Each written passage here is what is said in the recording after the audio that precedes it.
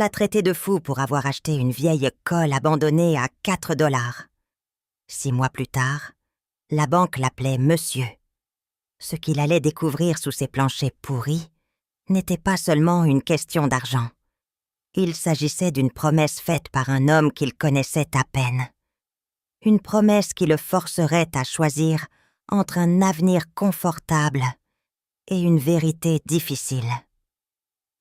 Si vous avez déjà eu l'impression que le monde vous avait mis de côté, restez là. Cette histoire est pour vous. Et si elle vous touche, appuyez peut-être sur le bouton d'abonnement, car nous construisons ici une communauté pour les personnes qui savent ce que c'est que de se battre pour une seconde chance. Le monde rétrécit quand on a 18 ans dans le système. Il s'effondre de la taille d'une chambre que l'on partage avec un étranger, aux dimensions d'une seule boîte en carton. C'était mon monde, un mardi matin d'octobre. L'air à l'extérieur du foyer d'accueil avait cette morsure métallique vive de l'hiver imminent, une promesse de froid d'avenir. À l'intérieur, il ne sentait que l'eau de Javel et le désespoir silencieux. Ma boîte contenait tout ce que je possédais. 3 changements de vêtements, un exemplaire usé d'un livre que j'avais lu une 12aine de fois, une brosse à dents et une petite boîte en bois laqué que mon grand-père m'avait laissée. Ça et les papiers. Les papiers étaient la raison des murmures des autres enfants et des regards de pitié des parents d'accueil. Mon héritage, l'appelait-il avec un sourire narquois. Madame Gable, la directrice du foyer, a signé mes formulaires de libération avec un soupir qui a embué le séparateur en plexiglas entre nous. Elle avait des yeux gentils, mais ils étaient fatigués, épuisés par des années à voir des enfants comme moi sortir par la porte, avec rien d'autre qu'un chèque final et une liste de ressources qu'ils n'utiliseraient jamais. « Léo, dit-elle, la voix étouffée, votre chèque est de 250 $. Ce n'est pas grand-chose, mais c'est un début. Il y a aussi un billet de bus là-dedans. » J'ai hoché la tête, la gorge trop serrée pour parler. Un début. Cela ressemblait à une fin. 2 ans à attendre ce jour. 2 ans à me dire que la liberté était de l'autre côté de cette porte. Et maintenant que c'était là, j'avais l'impression de sauter d'une falaise dans le noir. Elle a glissé l'enveloppe sous le plexiglas. Ses doigts, ridés et secs, ont effleuré les miens pendant 1 seconde. C'était le plus de contact que j'avais eu avec un adulte attentionné depuis des mois. « Et ceci, dit-elle, en poussant une plus grande enveloppe en papier brun. Ceci vous est parvenu d'un cabinet d'avocats. Il s'agit de la propriété de votre grand-père. » Propriété. C'était le mot qui me suivait depuis 1 semaine. La lettre officielle était arrivée adressée à Léo Davis, prise en charge par l'État. À l'intérieur se trouvait un acte de renonciation, un document qui ressemblait à s'y méprendre à une machine à écrire de l'âge de pierre. Il transférait la propriété d'une parcelle de terrain, y compris une structure connue sous le nom de Old Northwood Schoolhouse, de la succession d'Arthur Davis à moi. Le prix de vente indiqué était de 4 $. 4 $ payés au compté pour les arriérés d'impôts. C'était mon héritage. La chute d'une blague que je ne comprenais pas. Mon grand-père, Arthur, avait été un fantôme dans ma vie. J'avais de vagues souvenirs ensoleillés de lui avant d'entrer dans le système. Un homme aux mains comme du cuir usé et une odeur de sueur et de terre. Il était décédé il y a 1 an et c'était tout ce qu'il m'avait laissé. Un bâtiment délabré dans une ville dont je n'avais jamais entendu parler. Acheté pour moins que le prix d'un café. Les autres enfants trouvaient ça hilarant. « Tu vas vivre dans une école hantée, Léo ?» L'un d'eux avait ricané. « Tu vas apprendre aux fantômes à lire ?» Je n'avais pas de réponse. Je serrais simplement la petite boîte en bois qu'il m'avait laissée, la seule autre chose que j'avais de lui, et je restais silencieux. Maintenant, debout dans le couloir stérile avec ma vie dans une boîte en carton, la blague ne semblait plus drôle. Elle semblait cruelle. Mais c'était aussi tout ce que j'avais. Le chèque de 250 $ couvrirait peut-être une semaine dans un motel. La liste des ressources était une carte des refuges et des banques alimentaires. L'acte, aussi absurde soit-il, était un endroit, une destination, un point final à une phrase. J'étais désespérée de finir. J'ai glissé les enveloppes dans ma veste, j'ai pris ma boîte et je me suis dirigée vers la porte. Je n'ai pas regardé en arrière. Il n'y avait rien à regarder en arrière.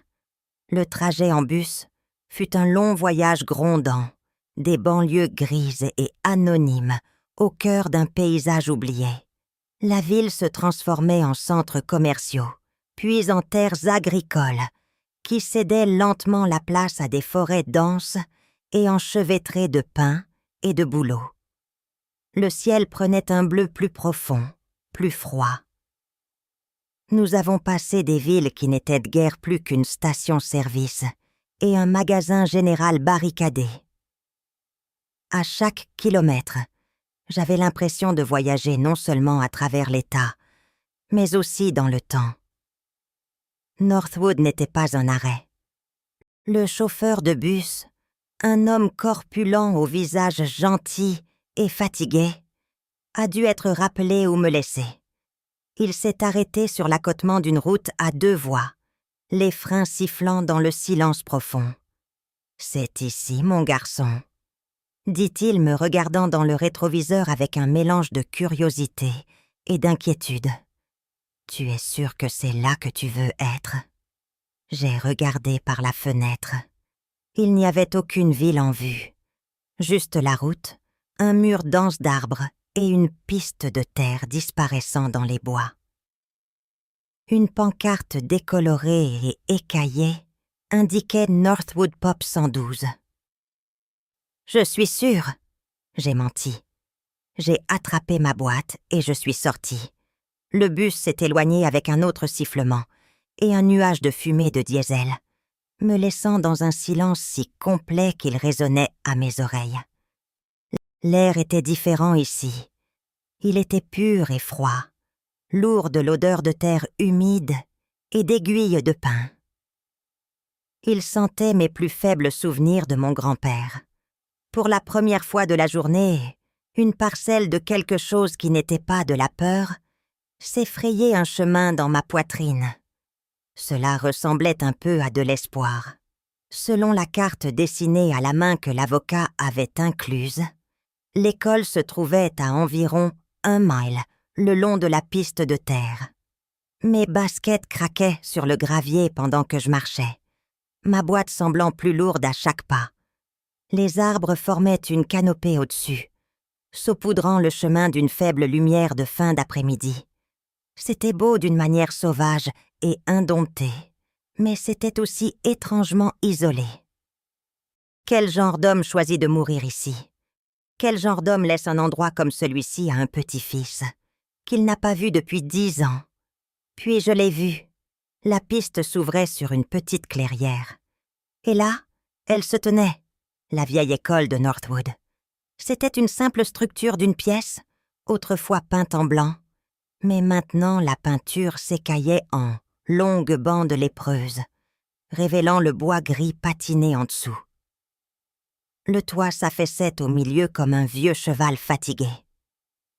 Les fenêtres étaient hautes et cintrées, mais la plupart des vitres étaient brisées, laissant des trous sombres et béants. Un clocher tordu, dépouillé de sa cloche, penchait sur un côté, un sentinelle silencieuse au-dessus d'une cour étouffée par les mauvaises herbes et les ronces emmêlées. Ce n'était pas seulement abandonné. Cela semblait oublié par le temps lui-même. Mon cœur s'est serré. Les murmures des autres enfants me sont revenus. Une école hantée. Elle en avait l'air. Pendant un long moment, je suis restée là, au bord de la clairière, le poids de ma boîte tirant sur mes bras. C'était ça. C'était mon héritage, ma grande lignée. 4 $ de pourriture et de ruines. Je pouvais faire demi-tour, retourner à la route et faire du pouce. Je pouvais prendre mes 250 $ et disparaître dans une autre ville, un autre refuge. C'était la chose raisonnable à faire.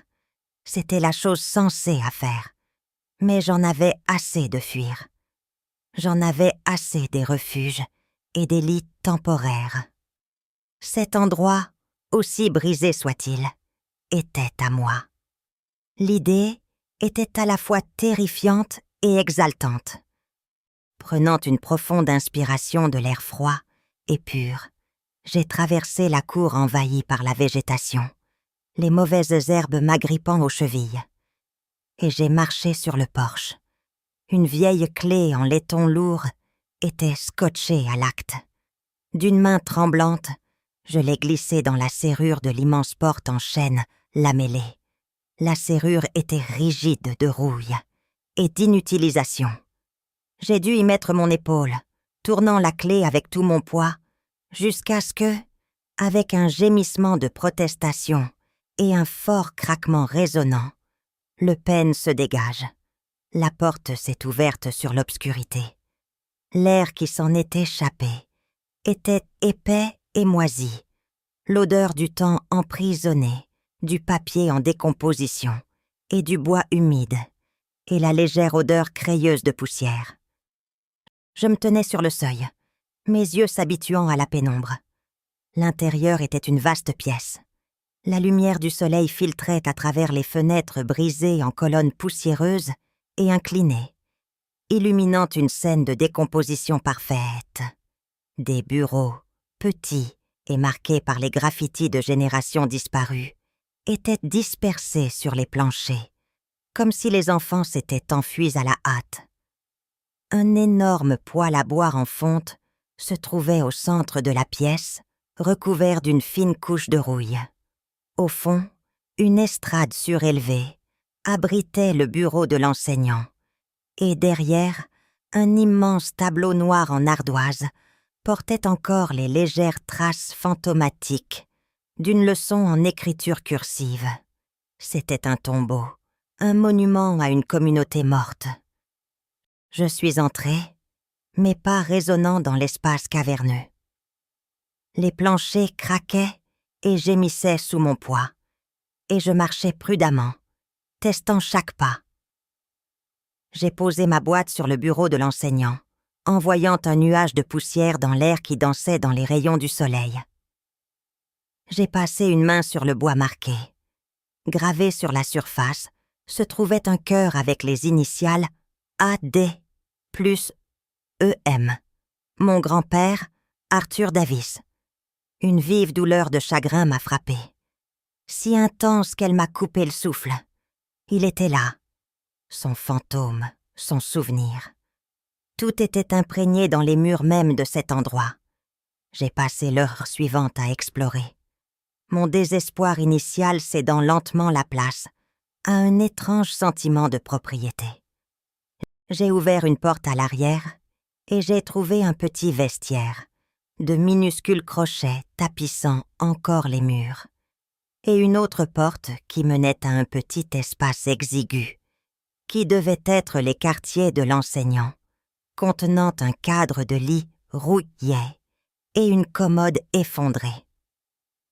Tout était recouvert d'une épaisse couche de poussière et de toile d'araignée.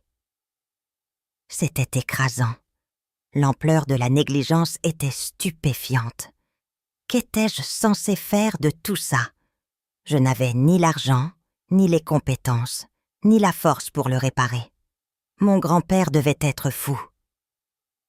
Alors que le soleil commençait à se coucher, projetant de longues ombres inquiétantes dans la pièce, le froid a commencé à s'infiltrer. La température a chuté rapidement, et le vent sifflait à travers les vitres brisées, un son bas et lugubre. J'ai frissonné, serrant plus fort ma fine veste autour de moi. C'était une erreur, une énorme erreur qui allait changer ma vie. Je me suis assis sur le bord de l'estrade de l'enseignant, la tête entre les mains. Le silence de la forêt m'oppressait. Je ne m'étais jamais senti aussi complètement et totalement seule. Mes 250 $ ressemblaient à une fortune que j'avais trop peur de dépenser et à une misère qui ne me sauverait pas. J'ai sorti la petite boîte en bois laqué que mon grand-père m'avait laissée. C'était la seule chose que j'avais gardée à travers tous les foyers d'accueil. Le seul lien tangible avec une vie avant le système. Elle était lisse et sombre, sans serrure ni charnière visible. J'avais passé des heures enfant à essayer de l'ouvrir, mais sans succès. C'était juste un bloc de bois solide, beau et inutile, ou du moins c'est ce que je pensais. Assis là dans la lumière mourante, j'ai à nouveau passé mes doigts dessus, comme je l'avais fait 1000 fois auparavant. J'ai retracé les sculptures complexes sur le couvercle, un motif tourbillonnant de feuilles et de vignes. Mon pouce a appuyé sur un petit nœud sculpté dans le bois, un endroit que j'avais toujours pensé faire partie du dessin. Cette fois, j'ai senti un léger clic. Mon cœur a fait un bond. J'ai appuyé plus fort. Une section du panneau latéral a sauté avec un doux sifflement de pression libérée. Ce n'était pas une boîte. C'était un puzzle. Les doigts tremblants, j'ai retiré le panneau. À l'intérieur, niché dans une doublure de velours décoloré, il n'y avait pas de trésor, pas de bijoux, mais un seul morceau de papier plié, épais et jauni. C'était une lettre. L'écriture était une écriture penchée forte. L'encre avait pâli du noir au brun doux. Je l'ai dépliée soigneusement. Elle commençait par 2 mots qui me faisaient brûler les yeux. Mon Léo, j'ai dû m'arrêter et respirer. Ma vision se brouillant. Personne ne m'avait appelé ainsi depuis 10 ans. J'ai lu la lettre à voix haute. Ma voix un murmure rauque dans la vaste pièce vide. Mon Léo, si tu lis ceci, alors je suis partie, et tu es un homme. Je suis désolée pour ça. Je suis désolée pour toutes les années que j'ai manquées. Le monde est un endroit compliqué, et il ne m'a pas permis d'être le grand-père que je voulais être pour toi. J'espère qu'un jour tu pourras pardonner à un vieil homme ses secrets.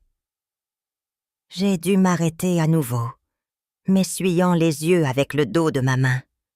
Les mots semblaient être une ligne directe vers lui, une voix du passé parlant directement à moi.